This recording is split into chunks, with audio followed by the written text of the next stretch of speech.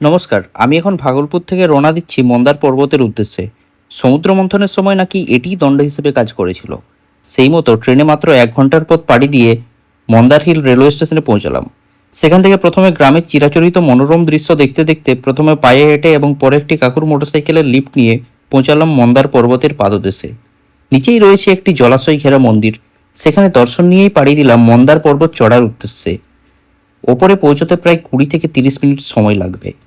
এই মন্দার পর্বত বিহারের বাঁকা জেলায় অবস্থিত একটি পবিত্র ও ঐতিহাসিক তীর্থস্থান। পুরাণ মতে সমুদ্র মন্থনের সময় এই মন্দার পর্বতকেই মন্থন দণ্ড হিসাবে ব্যবহার করা হয়েছিল। এখানে ভগবান বিষ্ণুর পদচিহ্ন, জৈন মন্দির এবং অসাধারণ প্রাকৃতিক সৌন্দর্য একসঙ্গে দর্শনার্থীদের আকর্ষণ করে।